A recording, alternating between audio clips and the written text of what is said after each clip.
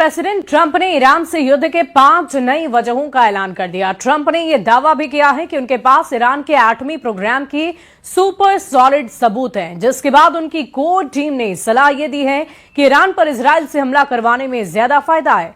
उधर जिनेवा में चल रही परमाणु डील का तीसरा राउंड ईरान के नाम रहा, जहां खामनेई ने कमांडर ट्रंप की टीम पर भारी पड़ने की बात कही है। इस स्पेशल रिपोर्ट को आप देखिए।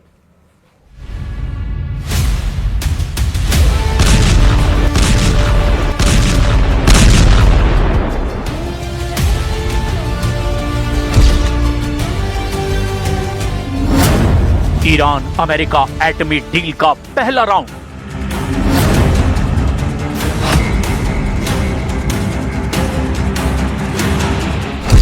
ईरान अमेरिका एटमी डील का दूसरा राउंड।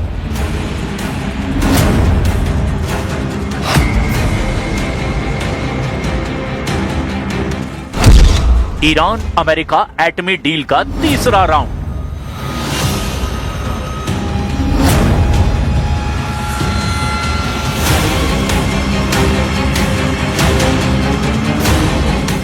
बार फिर ब्रेक थ्रू नहीं मिला, डील अटक गई। भयानक ये है कि बात बहुत ज्यादा बिगड़ गई है। ट्रंप का दिमाग पहले से बहुत ज्यादा खराब हो गया है। उन्होंने खामनेई को सजा देने के 5 गुना गिना दिए हैं, यानी ईरान की बर्बादी का काउंटडाउन शुरू हो चुका है। ट्रंप ने खामनेई को परमाणु प्रोग्राम को दोबारा शुरू करने के आरोप सबूत दिखाकर लगा दिए हैं। ट्रंप ने खामनेई पर हूथी, हिजबुल्ला और हमास को हथियार सप्लाई की तोहमत थोप दी है। ट्रंप ने ईरान के मिसाइल प्रोग्राम को इजराइल के लिए खतरा मान लिया है। ट्रंप ईरान में हो रहे प्रदर्शन में ईरान की सेना पर अत्याचार करने के प्रमाण दिखा रहे हैं। ट्रंप ईरान के सुप्रीम लीडर अली खामनेई की कट्टर सरकार को और बर्दाश्त करने को तैयार नहीं हैं।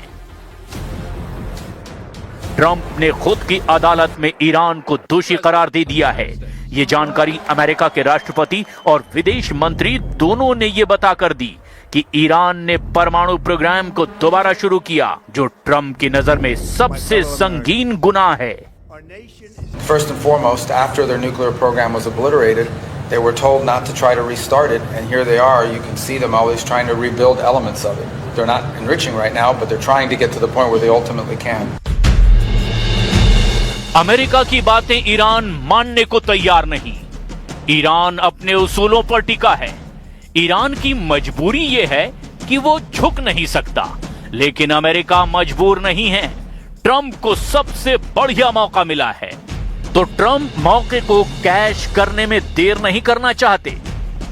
ट्रंप पहले सिर्फ स्ट्राइक कर ईरान को डराने वाले थे, लेकिन ईरान के जिद्दी स्टैंड ने अब आर पार की लड़ाई का माहौल बना दिया है, जिसके चलते ईरान ने धमकी दी है कि युद्ध अमेरिका कभी जीत नहीं पाएगा।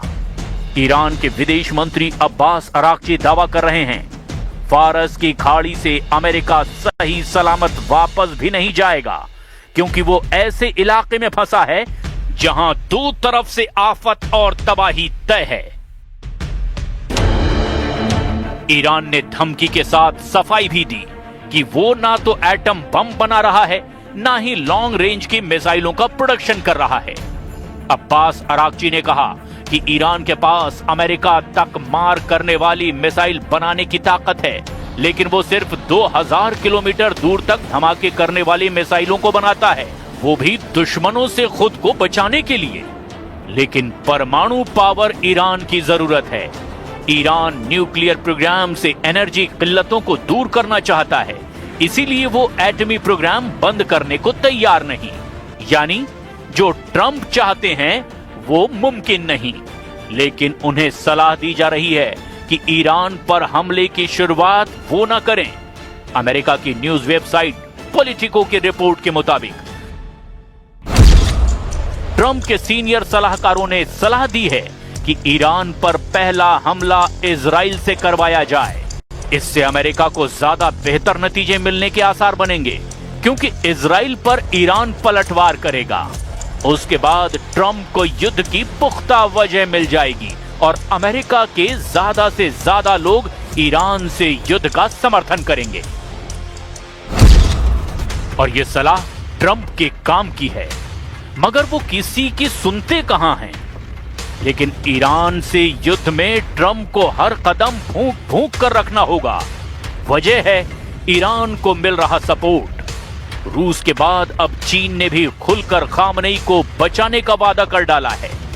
चीन ने ट्रंप को चेतावनी दी है कि वो संयम से काम लें। अगर ईरान पर हमला हुआ तो चीन ईरान के साथ मजबूती से डटा हुआ है। 我们正在密切关注伊朗局势的发展。中方一贯主张通过政治外交途径解决问题，反对在国际关系中使用或威胁使用武力。中国和伊朗两国人民传统友好，中方支持伊朗政府和人民维护国家稳定和正当权益，希望各方珍惜和平，保持克制，通过对话解决分歧。中方愿为此继续发挥负责任大国作用。 ट्रंप ने ईरान पर धावा बोला तो चीन को ताइवान फ्रंट पर युद्ध लाइसेंस मिल जाएगा। चीन इसी ताक में बैठा है कि ट्रंप गलती करे और वो ताइवान को हड़प ले।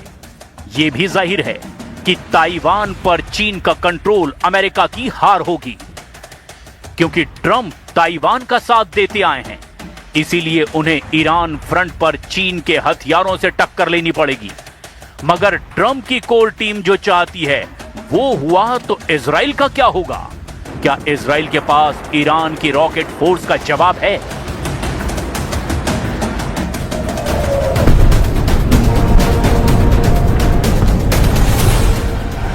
जून 2025 को जब इजराइल ने ईरान के वैज्ञानिकों और कमांडरों की हत्या की थी, उसके बाद ईरान का बदला देखने लायक था।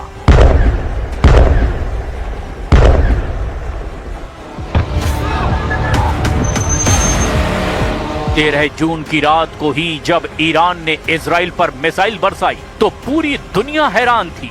ईरान मिसाइल अटैक का हर रिकॉर्ड तोड़ रहा था। क्या तेल अवीव, क्या हाइफा और क्या इजराइल का डिफेंस सिस्टम। ईरान के मिसाइलों ने इजराइल के हर कवच को भेदा और बता दिया कि जब उसकी मिसाइल फायर होती है तो उन्हें रोकना ना इजराइल के बस की बात है ना अमेरिका के।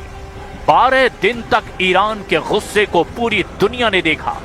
यही वजह है कि ईरान के कमांडर बार बार ट्रंप और नेतन्याहू को आगाह कर रहे हैं।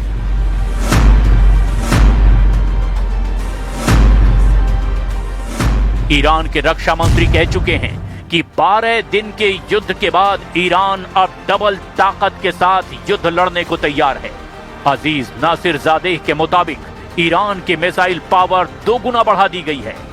ईरान को लेकर बड़ी खबर इजराइल के मीडिया में छप चुकी है। खबर यह है कि ईरान ने अब दूसरे देशों में हथियार की फैक्ट्री बनानी शुरू कर दी है। हालांकि किस देश में, इसका जिक्र नहीं किया गया।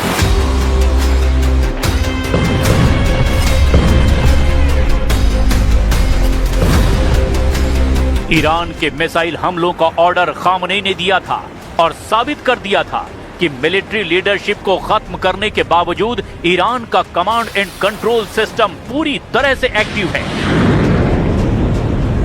اونها توقع نداشتن که موشک ایرانی ساخت دست جوان ایرانی بتوانه با شعله‌های خودش، با آتش خودش اعماق برخی از مراکز حساس تحقیقاتی اونا رو تبدیل به خاکستر کنه. ईरान जवाबी कार्रवाई नहीं कर पाएगा, ये नेतन्याहू को उनके कमांडरों ने समझाया था। ऐसा इसीलिए क्योंकि 13 जून को जब इजराइल ने ईरान पर हमले से युद्ध की शुरुआत की थी, तब इजराइल की एयरफोर्स ने ईरान की कई हथियार फैक्ट्रियों को टारगेट किया था। 12 दिनों के युद्ध में ईरान ने इजराइल के ऊपर करीब 600 मिसाइल दागी थी और उनमें से 50 से 60 मिसाइलें इजराइल में गिरने में कामयाब रही थी। ईरान ने बार बार दावा किया कि उसके हमलों को रोकने में इजराइल पूरी तरह फेल साबित हुआ और वो इसीलिए भी क्योंकि तेल अवीव और हाइफा से आई तस्वीरों ने बता दिया कि ईरान ने जहां टारगेट सेट किया वहां पर उसकी मिसाइल गिरी। एक साथ इतनी मिसाइलों का सामना करके दुनिया का कोई भी एयर डिफेंस सिस्टम या फिर मिसाइल डिफेंस सिस्टम क्यों ना हो, वो घुटनों के बल पर बैठने को मजबूर हो ही जाएगा। और इजराइल में वही हुआ। ईरान ने 12 दिनों के युद्ध के दौरान बार बार बताया कि उसकी मिसाइल पावर को हल्के में ना लिया जाए।